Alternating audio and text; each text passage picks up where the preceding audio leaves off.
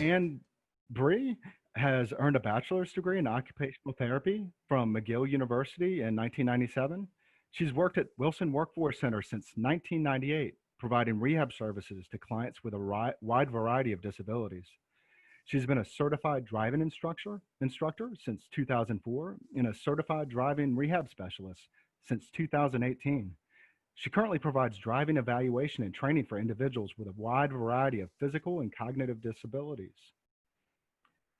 Our second expert presenter, Mary Breister, obtained a bachelor's degree in occupational therapy from the University of Wisconsin in 1988. In 1992, she completed the necessary coursework to become a certified driving instructor in Virginia and was hired by Wilson Workforce Rehab Center in Fishersville, Virginia. She initially provided general rehab services, but gradually moved toward providing driving services for those in need. In 1999, Mary obtained her certification as a driving rehab specialist through ADED, and you'll hear more about that organization later, a national driving organization. She currently manages the driving program in the OT department at WWRC and provides driving evaluation and driver's training for all disability types. Our parent and our young adult, Tina Garfield, is from Virginia Beach. She's a mom of an adult thriving despite autism, and she's also an educator. Her son, Victor or Tori Conrad Garfield III, is a young adult thriving despite autism. Tori is a 20-year-old who graduated on time with honors and a regular diploma. He was diagnosed around age 3 and attended North Carolina public schools and their early intervention program immediately after diagnosis. He underwent every therapy possible, including speech, behavioral therapies, and occupational therapies. And as you'll hear more today, has persevered and achieved a whole lot despite all these challenges. One more thing I want to cover, and then I'm going to let our presenters share this fantastic information with you. In terms of just some basic housekeeping, upon arrival into the webinar, all participants will be muted. If you do have a question though, please write in the chat box, and we have a facilitator that will be responding to your questions. Our plan for today is to save time at the end of the presentation, and we'll do our Q&A then. For educational and quality control, we'll be recording this Zoom session. By participating, you are consenting to being recorded. Before the session is shared, we will edit to remove identifying information to protect your privacy. All certificates will be sent upon completion of the evaluation. And then one more thing, we've included a link to the Virginia Autism Council website where we have additional information for signing up for future webinars that we'll be doing. And with that, I would like to hand it over to Mary Breister to begin the presentation.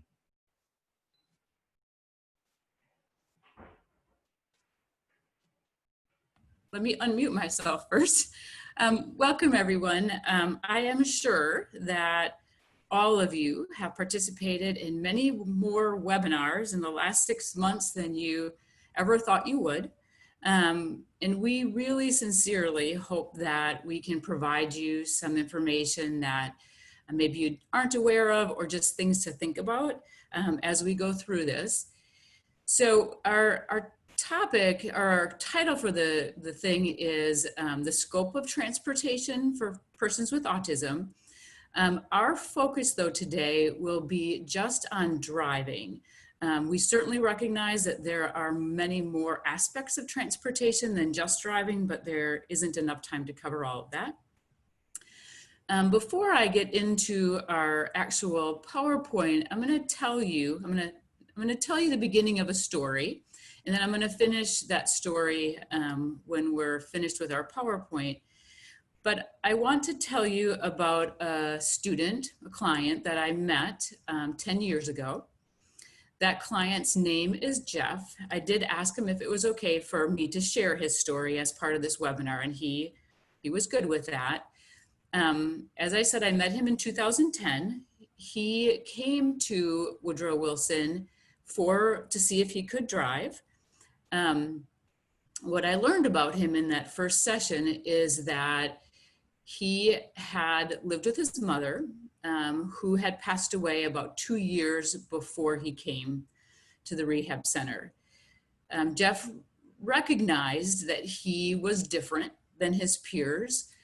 He wasn't sure why. He also felt like his mom was overly protective and didn't want him to pursue things like driving or potentially living on his own. Jeff was able to get a part-time job at a local grocery store, which was about 2 miles from his home. His mom typically was the one to take him to work, but then once she passed away, that became a little more difficult for him to manage.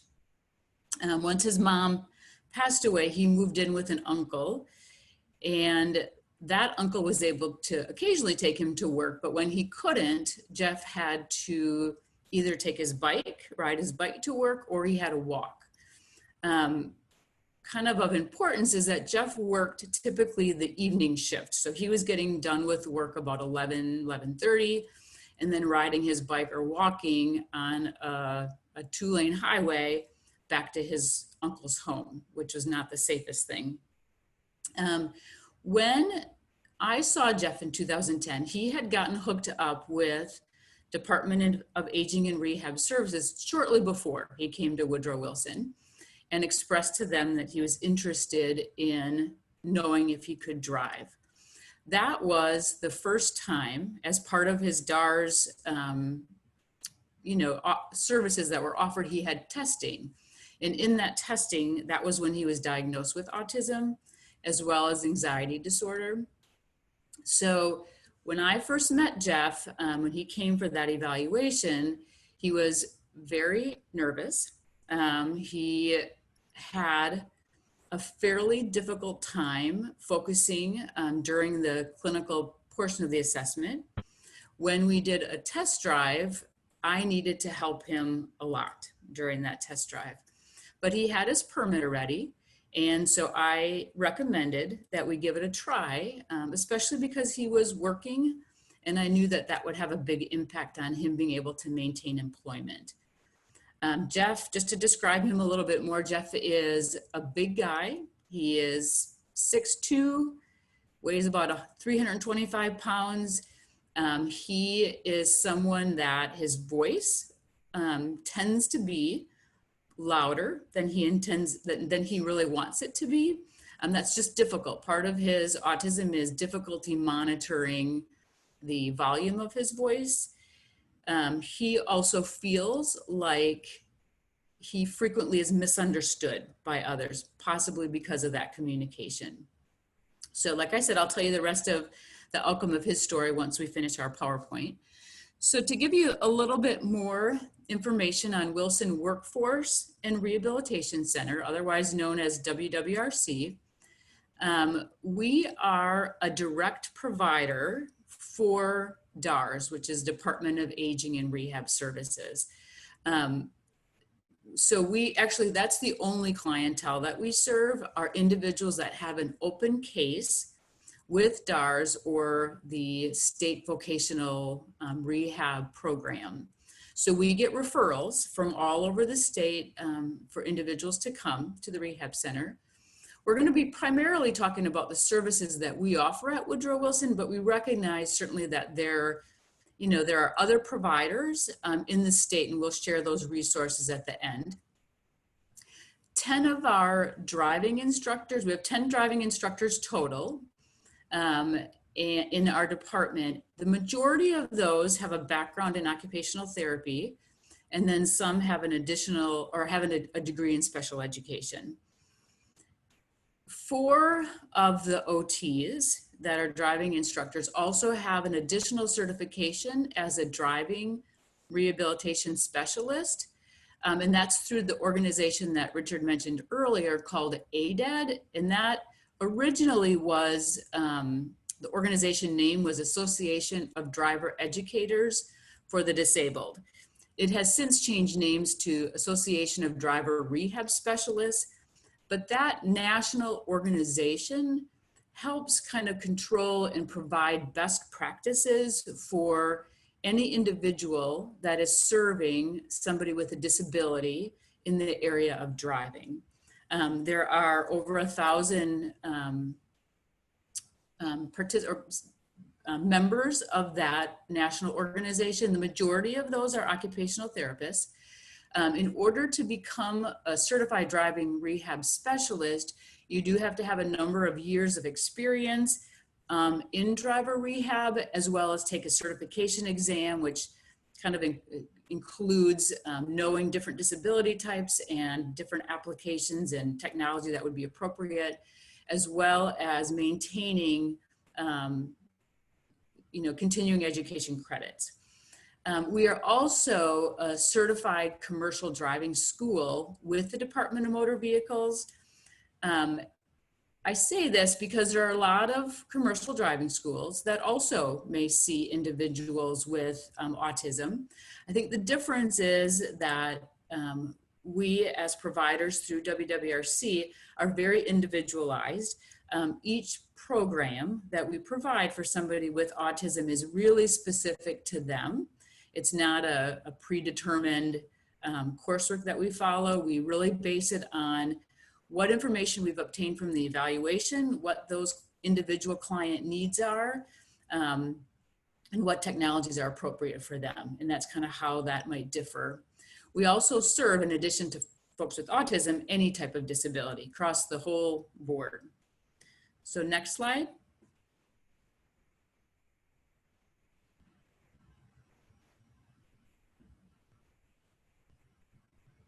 Richard?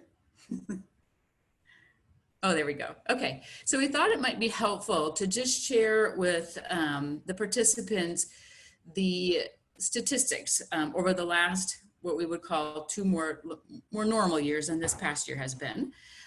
So with regards to the services that we provided, when we see somebody for driving services, all of those folks have to start by receiving a driving evaluation where we're looking at what their potential is. So in total, in these last 2 years, we've provided 1,046 evaluations. Of that 1,046, 302 were individuals that have autism, which is 29%. So we can go ahead and switch. So this chart that we have here, this graph, shows either the individuals that have participated in our learner's permit class, ones that have actually obtained their learner's permit, ones that have participated in our behind the wheel class, and then also ones that have obtained their driver's license. So the light blue bar is, that depicts the total number that we've served with any disability type for each of those areas. The dark blue bar represents the individuals with a diagnosis of autism. So generally speaking, between 20 and 30% of each of those areas are individuals with autism. One thing I want to note, just so it's clear, is that not everybody that participated, let's say for the learner's permit class or behind the wheel, were actually taken to DMV for testing. So it looks like the percentages of success were maybe lower than what they actually were. Part of the reasons for that is, some folks didn't have the necessary forms of identification for DMV, or they left sooner than they could go to the DMV. But really what we're trying to reflect in this chart is that overall, what we've been seeing is 20 to 30% of our total population are individuals with autism. If I compare that to 2010, which is when I saw Jeff, I'm going to guess that the percentage was maybe 2% in 2010. So that number we anticipate to continue to increase with upcoming years. Next.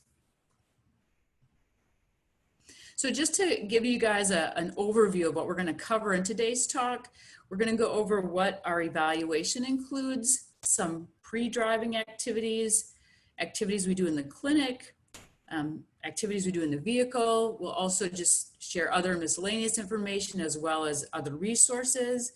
And as Richard indicated, hear Tina and Tori's story. Next. So in our driving evaluation, that's going to be, like I said, our first contact with the student Typically, an evaluation will last 2 to 3 hours. In that evaluation, we are going to start with an interview, and that will be obviously obtaining information from the student, as well as if that student has any family members with them, they can participate in that interview as well.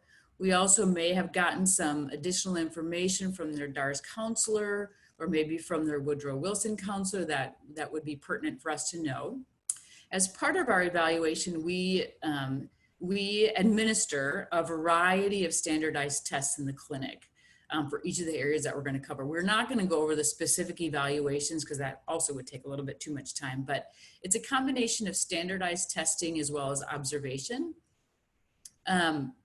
We also have an opportunity to have somebody try some driving using our driving simulator.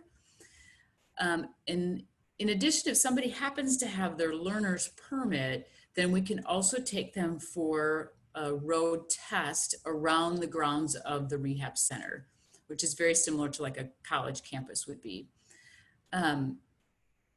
In addition to this time that we're spending with them on that first visit, assessing the different areas that we assess, it's also important to know that we are continually assessing their abilities and their performance through the course of their driving program. So we don't necessarily get a full picture of what their potential or what their challenges are until we spend more time with them. So we continue to assess those areas. Next. So the first area in the evaluation that I'm going to cover is vision. So vision obviously is an extremely important ability, sensory ability that has an impact on somebody's potential for driving. So the first part is we want to look and make sure that somebody meets the minimum DMV requirements for acuity, which is how clearly they can see, as well as their peripheral fields, their side vision. So there are specific requirements that the DMV has in place. And so we make sure that they meet those requirements.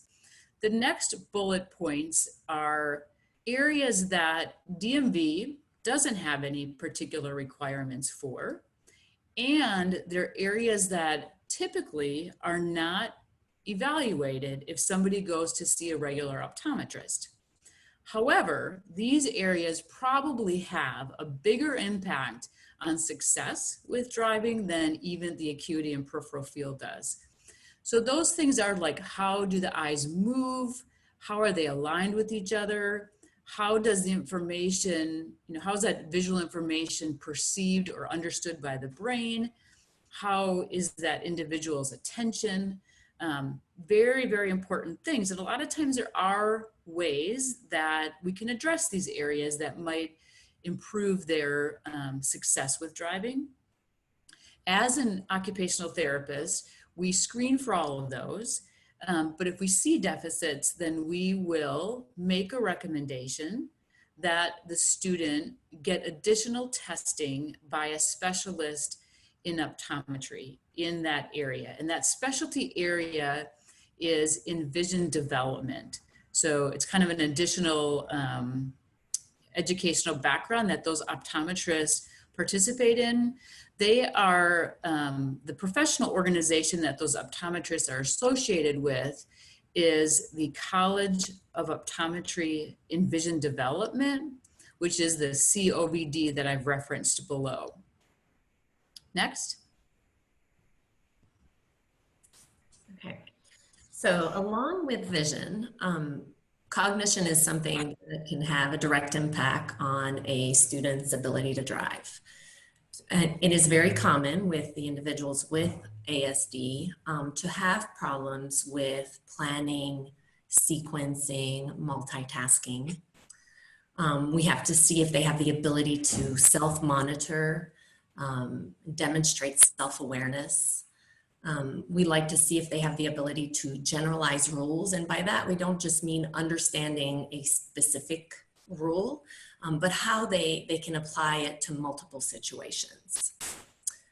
We have to be able to demonstrate mental flexibility. So for example, if someone encounters a road closure on their routine drive from home to work, how are they going to handle that? Are they going to be able to manage that road closure? Can an individual exercise good judgment? And can they read actions of others, other drivers, but also other road users? And are they able to identify risks and what potential hazards may exist in the driving environment? And then, as Mary mentioned earlier, being able to maintain attention, and then of course also how selective they can be with that attention is also important. So these are areas that we consider when we're evaluating cognition. Next slide, please.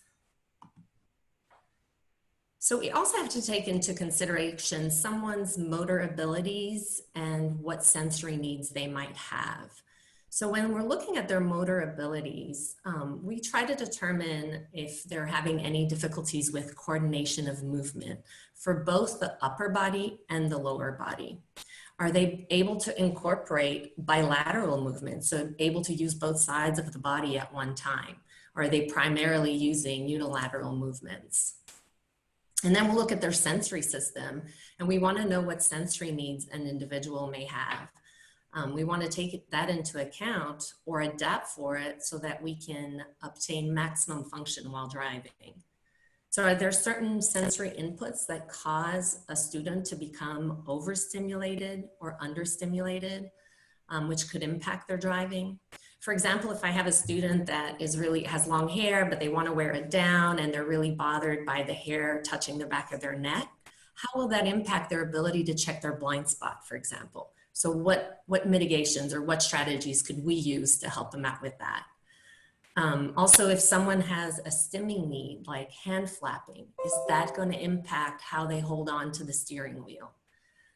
Do they have any other sensory triggers, like loud noises, that could impact further their driving? So these are some of the areas that we're looking at during the evaluation process. So next slide, please. So other areas that we consider are what other diagnoses an individual may have along with ASD.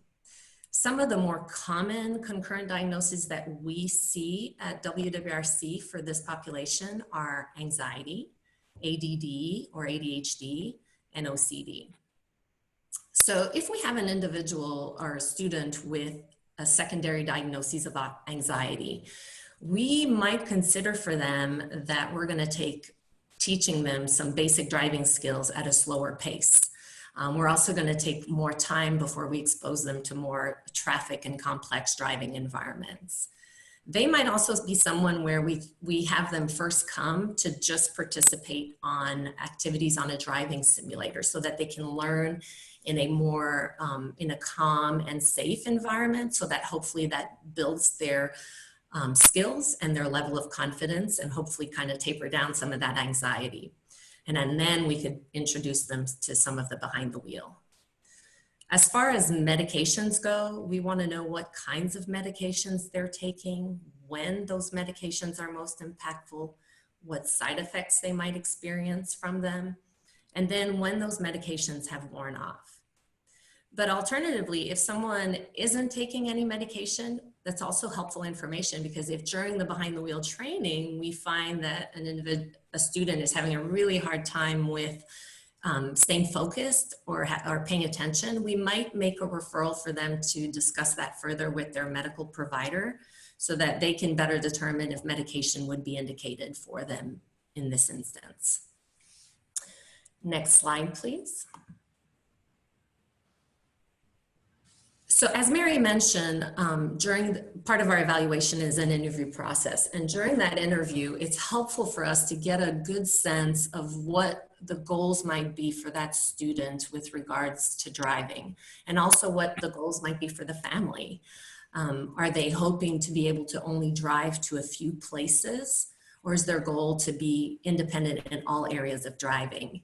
So would they be driving just to church and a grocery store maybe, and maybe to work? And then we also want to look at what kind of setting they're going to be driving it. So what's the home environment? Is it a rural setting, urban? Are they going to be driving mostly on highway roads or 2-lane roads? Will there be a lot of traffic or light traffic? So it's really helpful for us to have that sense so that we can taper their program a little better for them. We also want to know what kind of family support a student is going to have. When our students have finished with our program, especially when they've gone through the behind the wheel training, there are many, many times where we feel like a student will need to continue practice with another licensed driver in their home environment, just to make that transition smoother. And oftentimes a lot of our students, the driving environment is going to be very different than where our training took place. So having that family support can be really significant in their success. Next slide, please.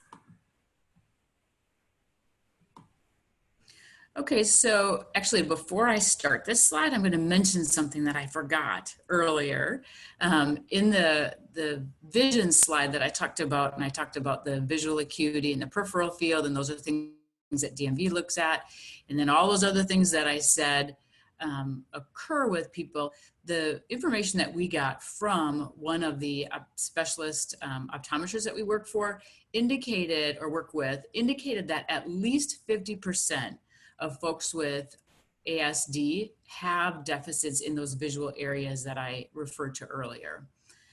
So with regards to pre-driving recommendations or activities, these would be, let's say somebody finishes their driving evaluation and we don't feel like they're quite ready to participate in a driving program. So we may make some recommendations on other things that they could work on to increase their potential of being successful, maybe down the road a little bit. So for example, learning to ride a bike or drive a go-kart, those are really, being able to manipulate something through space is a great precursor to driving. Also, what is the student's ability to navigate in their environment, being able to plan and follow a particular route? Obviously, when they're a driver, they have to be able to do this. And if they can work on that as a passenger, that might increase their potential. And that moves into guided passenger activities. So we have an instructional sheet that we give individuals and their families on what we kind of define as guided passenger activities so that they have a little bit more awareness. But this would be where, as a passenger, they would take a more active role in the driving experience, even though they're not the driver. So instead of sitting in the back seat, maybe being on their phone or taking a nap, they're sitting in the front seat as a passenger, and they are actively engaged with giving verbal directions to the driver. For example, if they're going to be making a left turn, being able to say, now you need to check your mirrors, you need to move into the left lane, the light has turned, now you can go. All of those things that a driver is thinking and making decisions about, the passenger can become more active in that. Also, when we see somebody for an evaluation, we will ask them questions that to them probably don't seem driving related. For example, we may say, do you ever stay home by yourself? Are you responsible for taking your own medication? What other chores do you have around in your home? And those are all giving us information about their level of independence in other areas. And if they are fairly dependent on family members for those things, those are things that they could work on in advance of driving.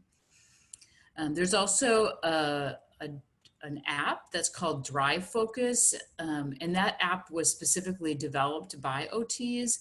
It's an interactive app where there are different driving scenarios that the participant has to respond to. And again, a good precursor to driving. The unfortunate thing is it is limited to iPad application only, so not all students are going to have access to that. Next.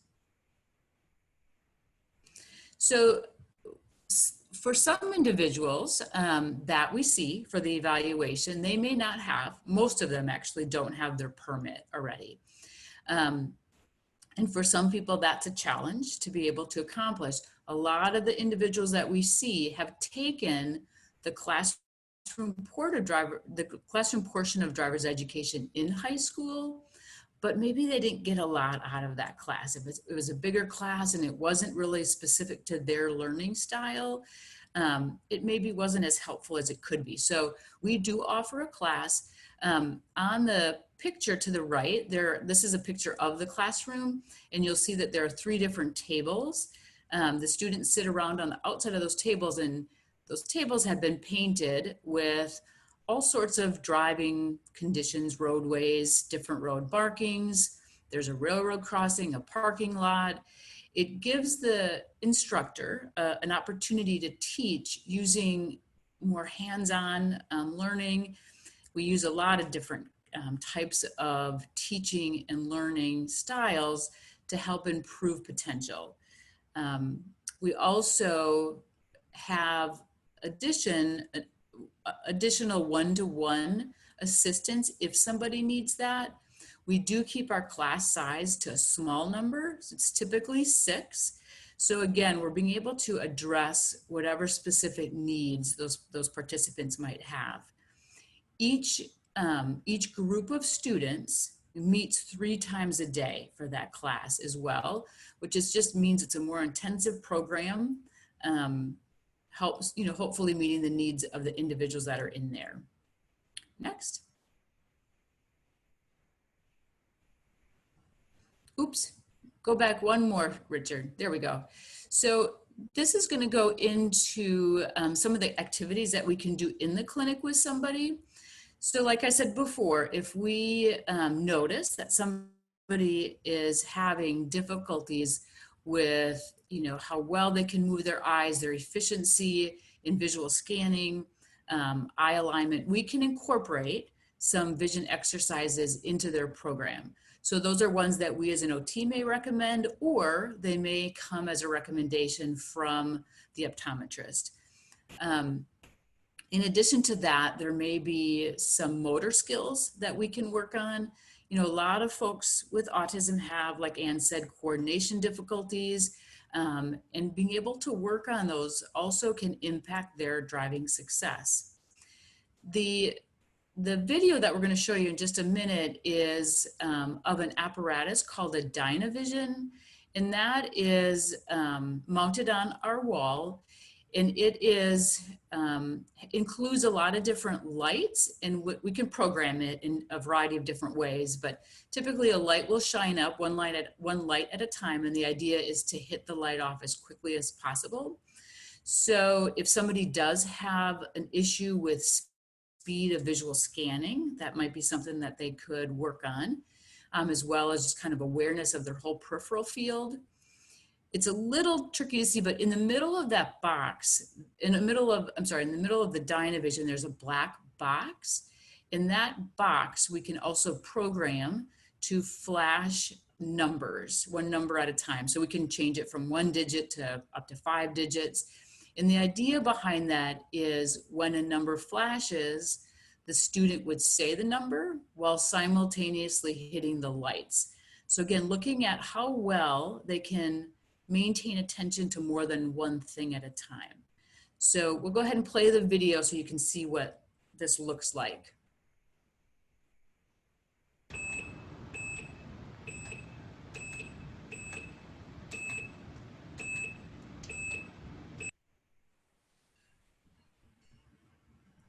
All right, next. So one of the tools that we have that we've mentioned already today is the driving simulator. So we've put a picture here to show you what the driving simulator that we have at the center looks like. So you can see it has a standard steering wheel with a small dashboard. The student has 3 screens that they look at that is mounted on a height adjustable table. The steering wheel also is adjustable to move forward or back, and the pedals are mounted on a platform, and that platform also is adjustable forward and back. The simulator that we have is manufactured by a company called Drive Safety, and it was developed by the assistance of a lot of occupational therapists. There are a total of 36 different scenarios that we can use to practice different skills. The complexity of each of the activities varies from very basic to more complex and more naturalistic drives. The length of each of the activities also varies between anywhere between 2 minutes to up to 35 minutes. We use the simulator, as we've already stated, during our driving simulator, during our driving evaluation, sorry, especially if someone doesn't have a learner's permit. We also can use it just to work solely on basic skills with a student who maybe isn't quite ready to be behind the wheel. We could spend a lot of hours using it that way, or we can use it in conjunction with their behind the wheel training. So if they're already participating in behind the wheel, but maybe they're struggling with a very specific skills, they can come back in the clinic and we can target that skill specifically on the driving simulator, which can be very helpful for some students. We can also, as the instructor, we can adjust some features such as the level of traffic that they can experience from light to medium to high traffic. And we can also add fog to some of the scenarios. So for today's talk, we're primarily going to review 4 different activities that we use the driving simulator for, just to give you a little bit of a sense of how it operates. And just so folks can understand the simulator, some of the skills that we can target are, we can work on lane changes, we can work on them being better at how they modulate their speed, we can work on them being more better at identifying hazards, on how to manage curves or maintaining lane position. So next slide, please.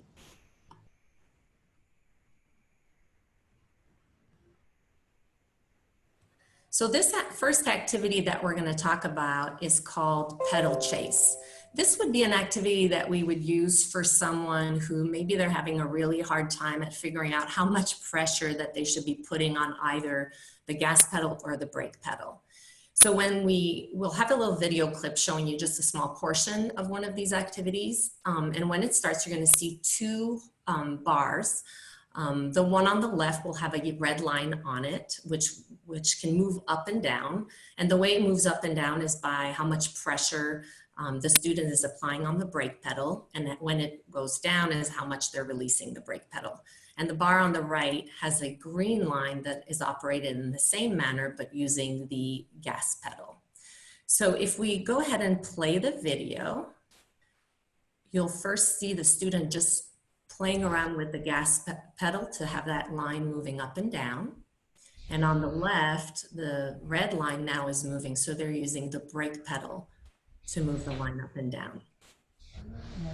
When the activity starts, you're going to see a green rectangle pop up on one of the bars, which will move up and down. And the student is trying to keep that green line within the target zone. And anytime you're hearing that beeping sound, it's giving that auditory feedback to the student that they're outside of the target. So it can really be helpful for them to learn how to better modulate pressure on either of those pedals. Next slide, please. The next activity on the simulator that we frequently use is called speed control straight. In this activity, the student is asked to drive on a straightaway. The road consists of 3 lanes moving in the same direction. The student starts off in the center lane, and that's where we ask them to stay for the entire length of the activity. The goal is for them to work on their lane position and try to stay centered as best as they can. They also will encounter 3 different speeds at which the goal is for them to try to drive as close as possible to that targeted speed as possible. The 3 speeds that they encounter are 35, 45, and 55 miles an hour. And they will see the signs, the changes in those speed limits by a posted speed limit sign. So let's go ahead and play the video. So In this part, the student is driving in the 35-mile-per-hour zone, and you can tell they're having a really hard time with their lane position. They're really drifting to the left and maybe drifting to the right. Their speed is higher than the posted speed limit. And then we approach a changing speed limit sign that they try to then increase their speed and match it. What's also nice about this activity is when the activity is finished, the student will be provided some results. So the computer generates results.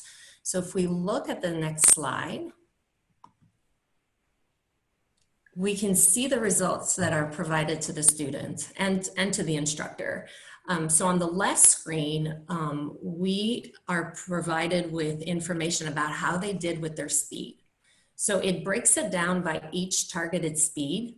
So for example, for the 35-mile-per-hour zone, it gives us what speeds did the student drive overall? What's the range? So in this case was 39 to 54 miles an hour. And then it also breaks it down and gives us what average speed they drove throughout that entire section. And it does the same for the next two targeted speed zones.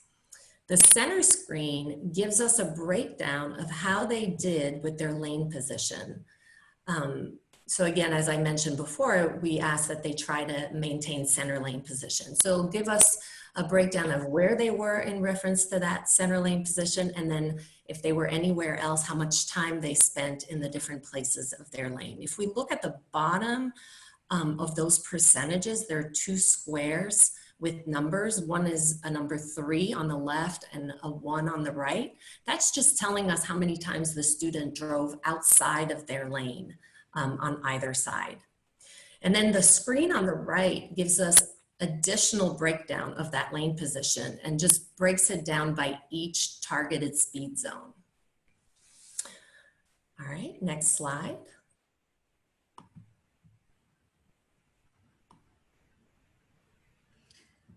Okay, so this is the next scenario that we're going to talk about. It's called functional object detection. So this particular scenario starts out fairly easy. We can program it so it just does one thing at a time. So the first area of focus that the student will have is just being able to try to keep themselves in the middle of their lane. Then once they get acclimated to that, then we can add a second thing that they have to do and a third and a fourth. So when they get to the point of doing the 4 different things, which is what this small clip will include, they're going to be responding to what are called target E's. And the E is just a capital E that might pop up on the screen anywhere. You can see there's a lead car in the middle screen, but the E may pop up anywhere to the left of that or anywhere to the right of that. When an E pops up, the goal for the driver is to be able to hit the corresponding button on the steering wheel. So if you look on the picture, you can see on the steering wheel, there are 2 orange buttons, one on the left side, one on the right side. So they are to depress the button when they see the E. In addition to that, they're also paying attention to that lead car. So sporadically through the scenario, the lead car's brake lights will come on. And the hope, the response from the driver should be that whenever they see those brake lights come on, they also put their brakes on in response. In addition, they're trying to maintain their speed at the posted speed limit, which is 35. So we can go ahead and play this video.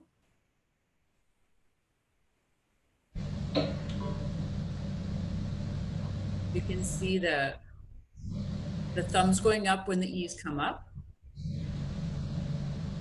It is a little hard to see the brake lights of the vehicle in front, but they do come on. You can tell that for somebody that might be challenged with maintaining central vision, maintaining awareness of what's happening in their periphery, while also maintaining awareness of their lane position and speed. Those are all part of driving, but it's a way that we can look at all of those together. Next slide, please.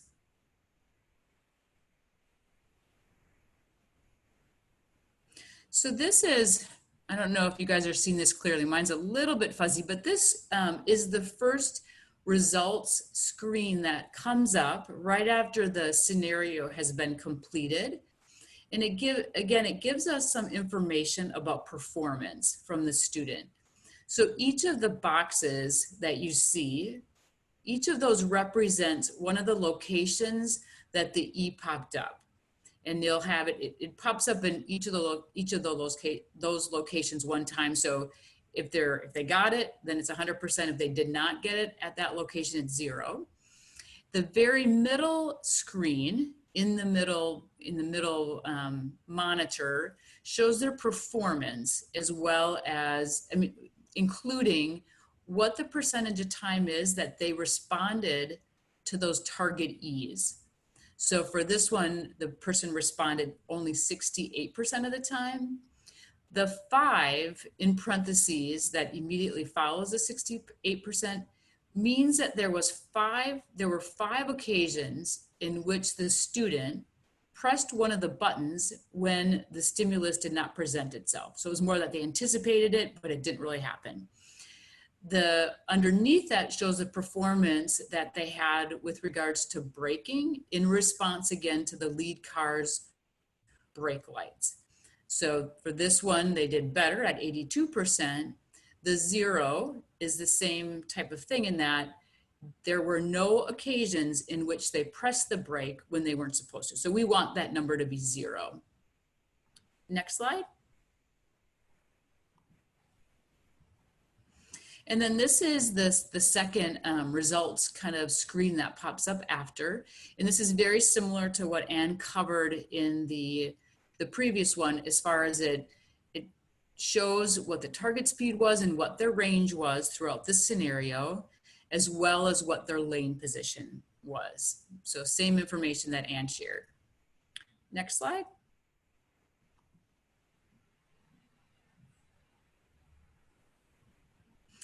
So this scenario, there are several scenarios on the simulator that are more like naturalistic driving. So once we've completed some of those pre-driving, we can move into these. I'm gonna go ahead and have Richard start this video. This is a little bit of a longer video, so I'm gonna talk through it. And it starts at the beginning of this scenario. The vehicle in drive. And you'll hear the simulator will actually give directions to the student with regards to where they need to turn. So you can see that car ahead pulled out in front of them. This scenario starts out at a 25-mile-per-hour residential type of setting. You'll notice that there's no center line. The simulator is still keeping track, though, of where they are positioned in relation to, their lane. Just ahead. You also have the opportunity to use signals. So this first intersection is a typical two-way intersection, two-way stop sign.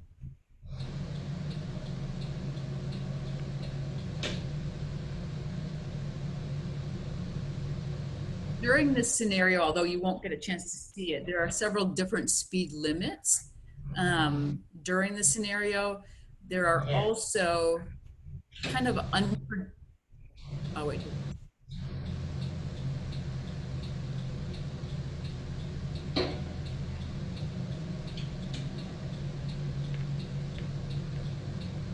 There are also some unpredictable situations that occur. For example, there's further ahead that you won't see, there's going to be a police car that had pulled another driver over, and they're kind of blocking the right side. There's also oncoming traffic, so the driver has to decide when do they have enough time to get around that obstacle. I don't know if you could see, but there was a bicyclist that just pulled across the road, and again, the driver has to brake in response to that. This starts a road that is at a higher speed limit, and it's also marked by a center line. So there are some areas that are passing zones, some that are no passing zones. There's a lane reduction that happens. There's also a situation where somebody backs out of their driveway. that the student has to respond to. So it gives us an idea of, you know, what a more realistic driving scenario might be and what kind of responses the student may have. Next slide. So another tool that we can use with the students are actual driving videos. So we've been taking footage using a film app where someone is driving in different environments. We've been actually doing this since COVID. So it's been a way for us to be able to provide some virtual services. And we're able to screen share with our student using virtual platforms. And that allows us to go through the videos with our students. In this particular one, you're seeing a screenshot of one of the videos, and we're seeing a 4-way stop sign intersection with numerous cars at each of the stop sign. There's also a pedestrian crossing one of the crosswalks. So we can work with the student on scanning, on them identifying various signs, on being able to pick out any potential hazards. We can talk about just general rules of the road, and then we can also target right-of-way rules. So in this instance, that would be a great opportunity to talk about who would have right-of-way and be able to notice if a student was able to see that the pedestrian was on that left side at a crosswalk.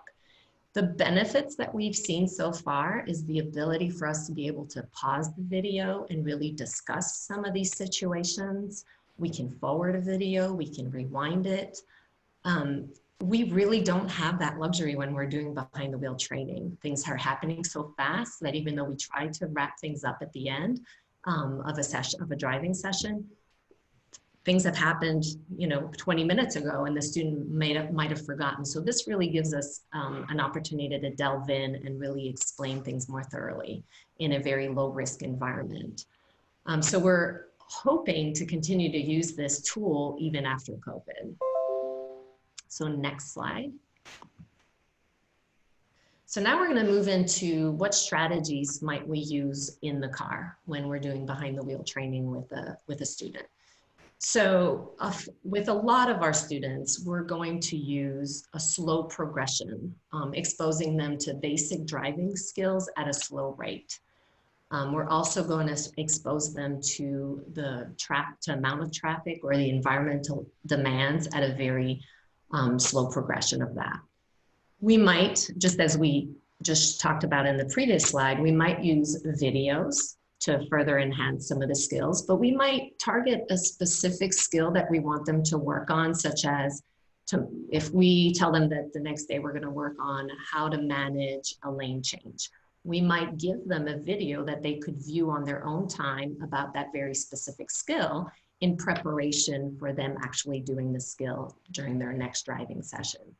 Or we could also videotape them during one of their driving sessions and then use that as an educational tool afterwards, where we can view it together and provide input, and also hope that the individual becomes more self-aware of some areas that maybe they need to work on more or that they're doing well with. Next slide. So I'm just going to talk a little bit about some of the technologies or strategies that we can use. So on the picture, I'm going to go through a couple of those things. On the far right lower corner, there's something called a motivator. And a motivator is something that we can program at different intervals. And when it's programmed, it will vibrate at those particular intervals. So the person could wear that, let's say, on their belt loop or in their pocket, and then they would feel that vibration. And we could work on developing like more of a habit. So for example, let's say an individual's having a hard time getting in the routine of looking in their rearview mirror as often as they should. We can set that vibrator to go off every 10 to 15 seconds, and that'll be a cue to them, look in your mirror, and then through repetition, possibly become more of a habit for them. As we mentioned before, with regards to sensory needs, sometimes people need something that would maybe be calming for them if they tend to have a lot of anxiety while they're driving. So there's a picture of a weighted blanket that we could maybe have somebody put on their lap while they're driving. The two things on the left are compression sleeves, and those might be something that somebody could wear on their arms, again, to give them a little bit more visual, a little bit more sensory feedback. And for some people, that feedback is calming. We have incorporated use of the radio. Some people feel that listening to the radio, maybe their preferred music is calming for them. It maybe helps them focus. Other people, not so much. So we're gonna, kind of evaluate that as we go with somebody. Some people benefit from some oral stimulation. So either chewing gum or sucking candy might also help them focus. And then in addition, just commentary driving, which would be the student actively verbalizing everything that they see that maybe pertains to them as a driver. So speed limit signs, upcoming traffic signals. And by saying those things out loud, it keeps them actively engaged in that activity while they're doing it. Next.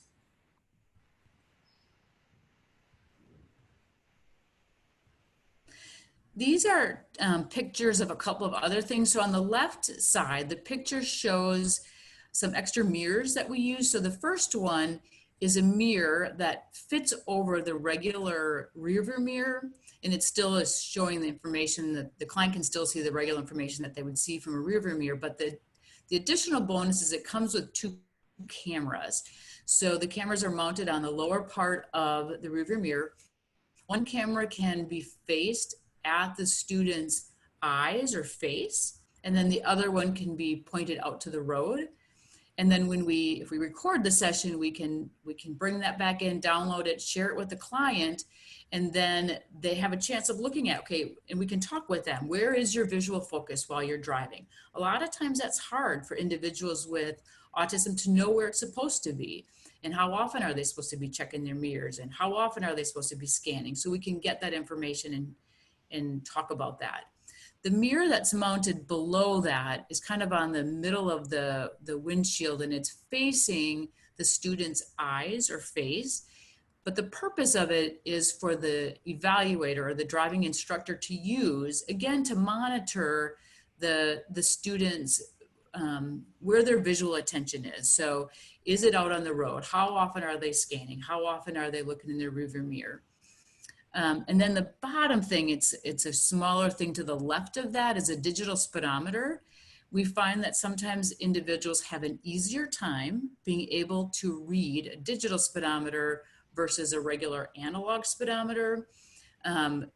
We have also had people download a digital speedometer app onto their phone and then use a phone holder. And then again, that might just be a little bit easier for them to know their speed. On the right side picture is the extra mirror that we have shown is mounted above the side mirror. This can be either on the left side or the right side. And what it does is it greatly expands somebody's blind spot area, or that area to the side of the vehicle that you get in the spot mirror.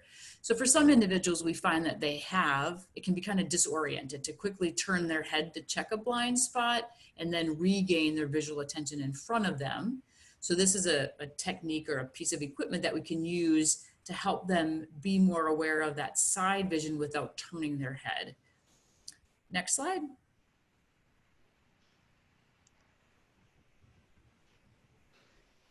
I don't know, are you guys seeing this in a really fuzzy kind of way? I'm not sure, but it kind of goes back and forth. So hopefully people can read this. Oh, go ahead, Anne. It's your slide.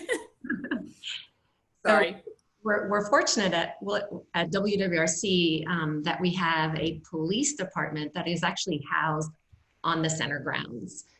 So we do use them for some education with our students, and they've been able to meet with some of our students to just talk through kind of what it would be like if they got pulled over and what would they need to be able to do, and then answer any questions that a student may have. We also can ask them to allow our student to practice that kind of response to being pulled over. So during a drive on the center grounds, we could have a police officer pull us over and have the student practice going through that with like in a safe environment and with the centered police officer. Part of our program also is, as we mentioned earlier, collaborating with family members. So a lot of times when we complete a program, we want to provide education to the family so that they can continue training in the home environment or practicing in the home environment. So the education that we provide can be over the phone, but definitely if they're present, that allows a parent to be able to ride along on one of the drives, which can be really helpful. It can allow a parent to see how their child is doing. It can also allow them to see how they're using any strategies that we might have incorporated. And then it also gives them an opportunity to see how the instructor cues the student. And all this is in hopes, again, for a smooth transition home. We also provide education to the student and family that there is an identification that they can choose on the DMV application for ASD, or we might discuss other communication cards that might be beneficial for them to have. So I'll show you an example of these on the next slide. So the picture on the left is, I know it's a little small, but it is a picture of an actual DMV license application. And in the bottom right-hand corner is a box. And in that box, it's titled Special Indicator Request. And one of those choices is specifically ASD. So a student or family could choose, and this is not, you don't have to do this, this is a choice, but they could choose to check that on the box for that particular indicator. And if they choose to do that, they would have to have a medical note to accompany that. So a doctor's note would suffice. And what would happen is then that would be stated on the student's license. So if ever they got pulled over, the officer would be able to at least know that they're speaking with an individual with ASD. The picture on the right is a communication card. And this one in particular is one that has been developed by our speech and language department. But basically, it's just, again, something that we could encourage a student to carry with them at all times, especially a student who has difficulty with communication or has difficulty with interactions with other individuals. So this could be helpful if they had this on hand while driving, so that if they got pulled over, but also an emergency situation, it could be beneficial. Next. So these are just some resources that you guys will have access to. So what I talked about before, the ADED, Association of Driver Rehab Specialists, they have providers on their website, as well as the College of Optometry and Vision Development, providers throughout the state of Virginia. And then the UVA, the safety laboratory is a simulator driver assessment program. And they have, oftentimes they will have research projects specifically geared toward individuals with ASD. So that would be something worth noting. Next slide. And then the next two slides are actually other providers in the state of Virginia that serve the population of ASD. The majority of them have an occupational therapist, also a CDRS that kind of manages that program. But again, those are just so that folks know that there are other resources in the state that have programs. So you can, let's go to the next slide. So just to wrap up before Tina and Tori have a chance to talk, I'm going to quick finish the story about Jeff. Jeff did, after 2 different admissions, about 40 hours of driver's training, did ultimately get his driver's license. I drove to his area, and we initially limited that to just kind of driving to work and driving to church. Those are his main initial goals. But I said, after 6 months, let's look at it again and see if we can expand that, expand those areas.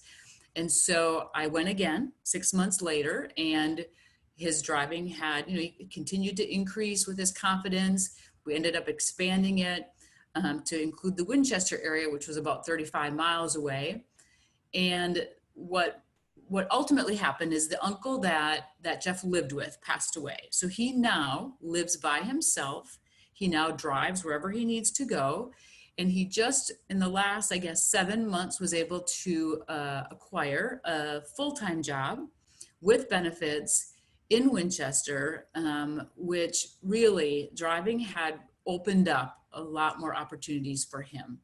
And I just want to share that after we finished this program, I had asked him to keep in touch with me. I said, he said, well, how often do you want me to? And I said, well, how about every month? You just give me a call, let me know how things are going with your driving. So exactly on the dot, a month later, he would call me and tell me how he was doing.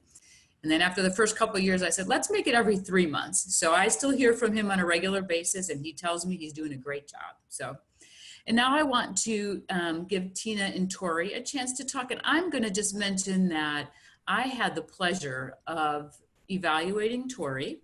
And then I also had the pleasure of providing a kind of a trial of behind the wheel.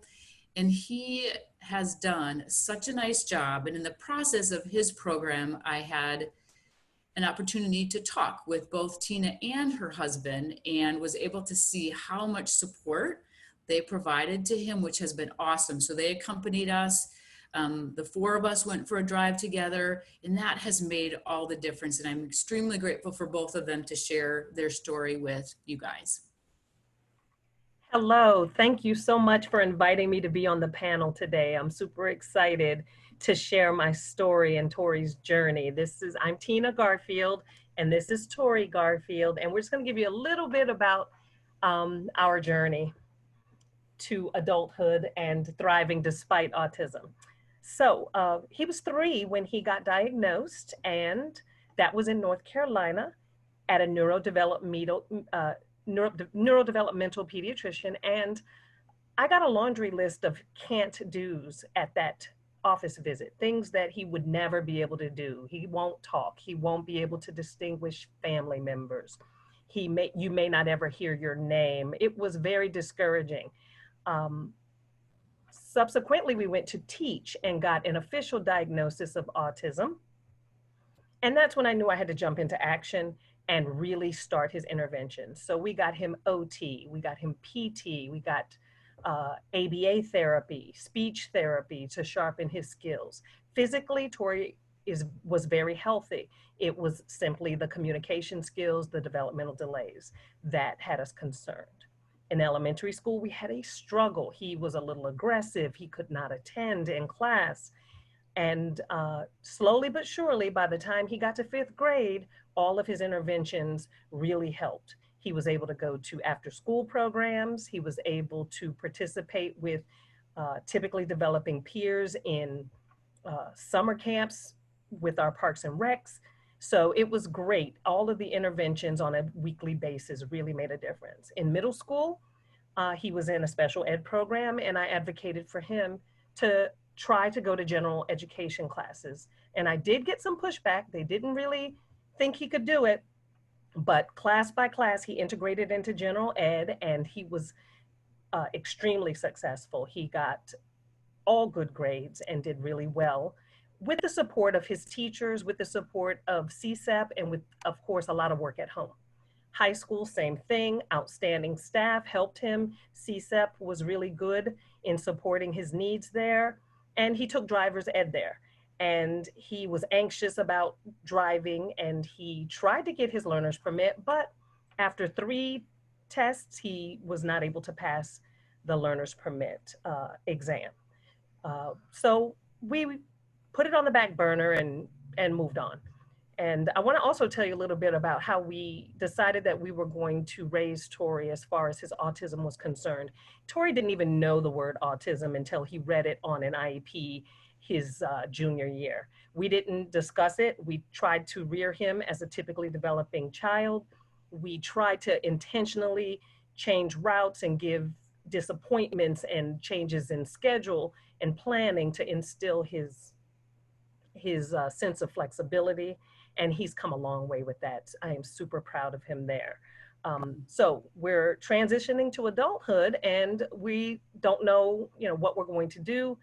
DARS recommends WWRC, and in the summer he does volunteer jobs. So he works at the Virginia Zoo and the Virginia Aquarium as a docent, and it's purely volunteer, but they were wonderful.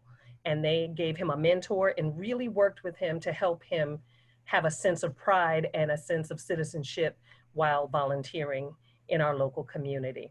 And then we were admitted into WWRC. I was terrified. Tori did not want to go. My husband was a little worried, but we visited. Then we had a week prep program and he loved it. And so from there, he went on to getting his vocational job skills there. And he really, really didn't want to leave WWRC. So that's what I used as leverage to encourage him to drive, because if he could get into the learner's permit program and the behind the wheel program, he would get to stay at WWRC. So that was my motivator for him. Why would I even want him to get a license? I want him to go through the same rites of passages as his cousins, his peers, as young adults. I wanted him to earn a sense of independence and feel confident. And we weren't too confident about his driving skills and abilities, but it's my duty to make him feel confident enough to at least try. So we are still working on it. I love that what they teach in the driver's ed program includes skills about how to maneuver unpredictable situations, multitasking. So all of those things are important even when you're not driving. So I felt that this course would help him earn those skills. And yes, we had to overcome our fears of him not being able to drive, not being able to earn a license or be able to actually feel comfortable behind the wheel. We were scared of situations like getting pulled over by the police. We were just nervous, but we also wanted to dispel the myth that autistic adults don't have the capabilities or can't learn some of the skills necessary. So it was my job as his mom to provide him that opportunity to learn those skills, even if he doesn't use them and even if he doesn't master them. Next slide, please. And how has WWRC helped him? Again, he has gone through the learner's permit portion of that program. And you saw with Anne and Mary that they have given him all the skills, all the learning strategies, all the techniques possible in order to be successful. So I'm not going to repeat all of those. You saw the wonderful job that they're doing there to provide them all of the supports they need. And again, all of these things are useful whether they get a license or not. So as long as resources are available, if they're equitable, and you have a little bit of courage, then success is surely going to be the end result. And so now I want to introduce you to Tori and ask him to tell you what he likes about driving and practicing and what made his WWRC driving course different and why he was so successful there. Tori, look into the camera, speak up, say hello, and share. You can go to the next slide. Hi, Tori. Go ahead and tell them how you feel about WWRC. Speak loudly. Well, Why do you want to learn to drive? I love to learn how to drive because I can get the groceries on my own and drive to work or the airport or get gas and drive on a highway. Okay. And what did you do in your WWRC learner's permit course that helped you to be successful to get your learner's permit? My instructor told me that the DMV website has audio, and I used it to read the manual, and I got successful on some of the quizzes and even the test at DMV. Mm-hmm. What did you like about practicing behind the wheel with Miss Mary? I was a little nervous, but I kept at it until I got it right. And there was even an extra brake on the passenger side. That was helpful, right? Yes. Okay. Is there anything else you'd like to say to the audience about driving? It's okay if you're done. Just say, I'm done. And thank you. I would like to thank Miss Mary and my instructor, Miss Sue, for teaching me more about driving, And you'd like to go back, right? and I'd like to go back. Definitely. Good job, Tori. Good job.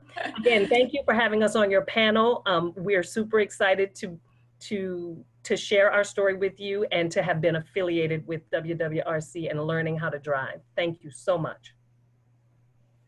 Huge thank you to all of our presenters. Tina and Tori, fantastic stuff. Anne and Mary, really appreciate the insights and information that was shared, and I hope everybody was able to benefit from that today. At this point, it's 1:17, and we have up until 1:30 to take some Q&A. As a reminder, if you do have questions, please use the chat box, and Linda will be assisting us with taking questions out of the chat box and using those to disseminate to our panel so we can do a little Q&A before we wrap up. And then one last reminder, at 1:30, I just ask that everybody please sign themselves out. But now we will take questions and answers.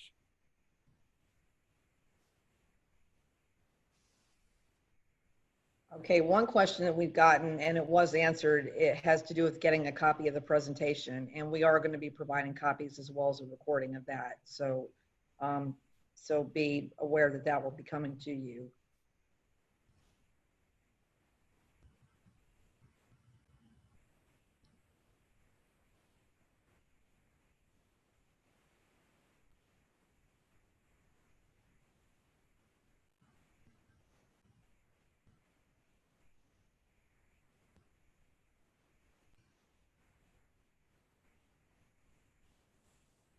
And please feel free. Any questions that y'all have for members on the panel, whether it's Linda and Tori or Mary and Ann, again, just use your chat feature and you can share them with us now.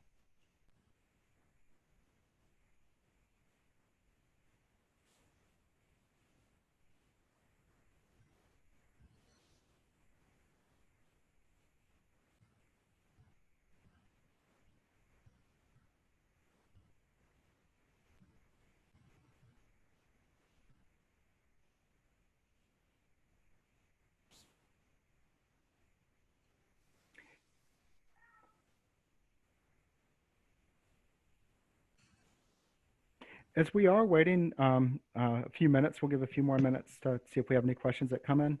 I'm going to put Amanda Randall on the spot. Amanda, I was wondering if you could give just an update to the audience on upcoming dates and training topics we might have.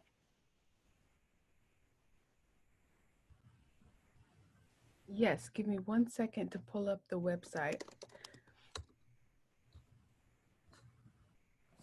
So our next training will be on October 21st, and that's going to be Trauma and Resilience Oriented Care and Home in the Classroom with Dr. Allison Jackson. After that, on November 18th, we will have a presentation on helping police and first responders better communicate with people with autism, and that's going to be with Christina Giuliano. And then our last one will be a review of the 2021 competencies with Sharon Jones and Daniel Irwin. The 2021 competencies, excuse me, we are revamping the competencies that are used across Virginia and other states to guide best practices for working with individuals with autism. And so we will do a review of those at the December meeting. I will put all of this in your chat.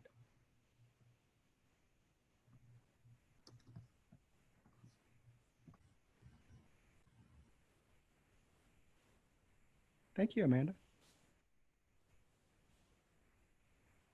And also, I would like to remind folks, for anybody that's looking to get CEU credits for participating in today's session, if you would please complete the evaluation link, which is going to be required. Once you complete that evaluation, you will get a certificate sent to your email. And that link to the evaluation can be found in the chat box. One question. Go ahead. We do have a question that's come in, and basically the individual, apparently the individual has, I'm thinking, a son or a daughter at attempting to learn to drive near his campus. And the individual who's writing this is saying, I know one of his hesitations is having to wear a mask with the instructor in the car. Any comment on how WWRC has managed that? And Ann or Mary, probably one of the two of you would be the best to answer that. I can answer it to tell you that at this point, through COVID, WWRC has actually been closed for in-person services. We are reopening at the end of this month. And certainly the topic of how to safely provide in-person driver instruction has been something that we've talked about. In addition to, the student that may have, limited comfort level with wearing a mask from a sensory input. Certainly we recognize that we are going to have a need once we do start providing in-person services to utilize masks, to utilize face shields, again, because we're just trying to stay as compliant as we can with what the recommendations are. But we will be starting that in-person service provision in the near future. So any referrals that come to us go through the DARS counselor. If somebody isn't hooked up with DARS and the individual does have a disability, they can check to see if they are eligible. And then that referral would be made to our admissions department, and then kind of come down the line if it's something that if driving services at the rehab center can be offered. I hope that answers the individual's question. Thank you.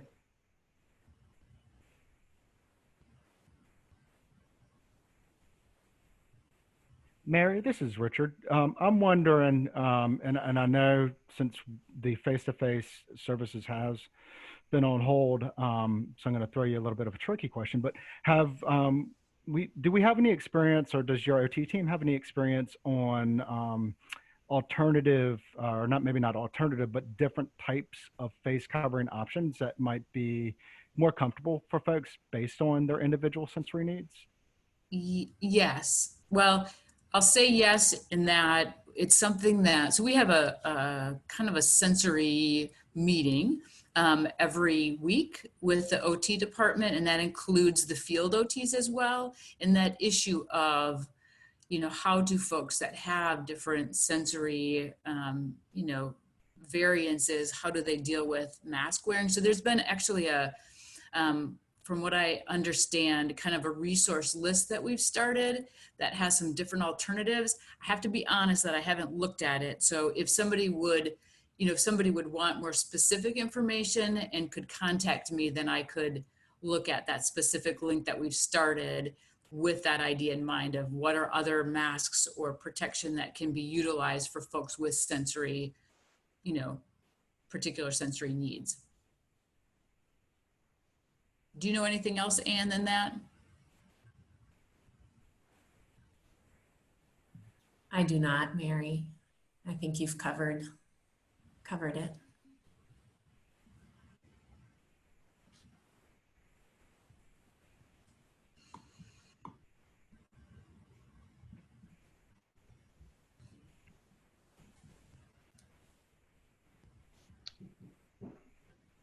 Okay, we have another question that has come in, and this individual is asking, do you have short-term training over the winter holidays? Nephew has license, but not well experienced driving in area where college is located. Car is needed for his program. WWRC, from tour I took, there may be more similar to West Virginia. from tour I took, there may be more similar to West Virginia than I-95. So, okay, so was he asking perhaps the roads and that sort of thing? Mary or Ann, do one of you want to take that?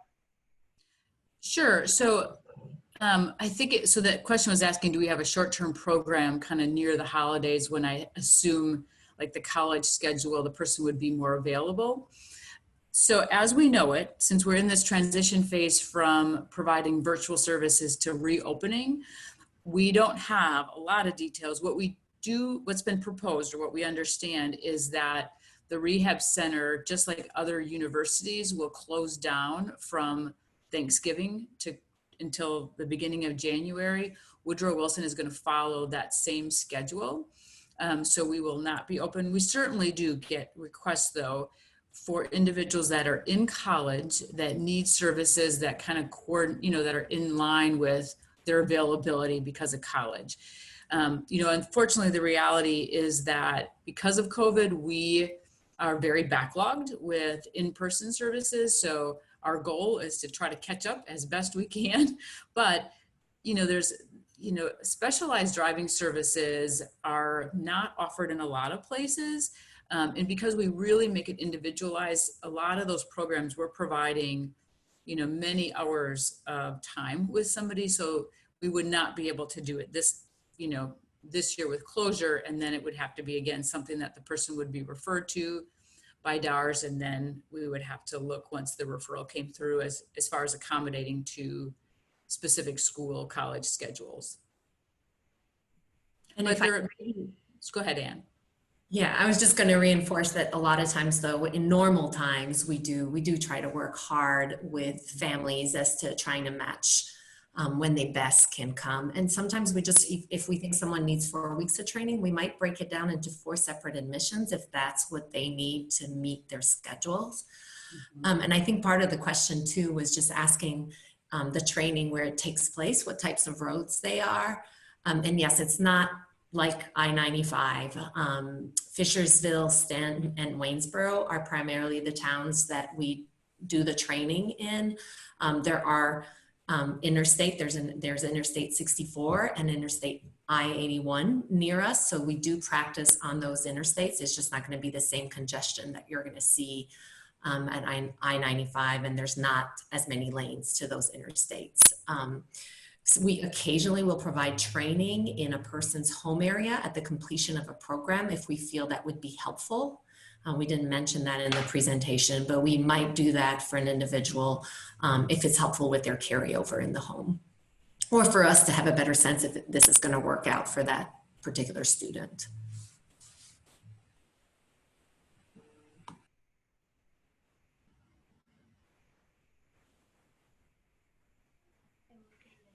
So I'm looking at the time. Again, one more huge thank you to our presenters today, and a huge thank you to folks who I know in a very busy second week of school going on at home, where we might have families working virtually with children at home doing virtual school, to make the time to join us and listen to this wonderful information that was shared. Very much appreciated.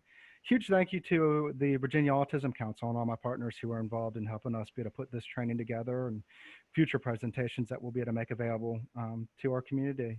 Very much appreciated. So I'm going to, again, remind folks, please do complete that evaluation so you can get your credit. And it's 1:30, so if folks could please sign themselves out.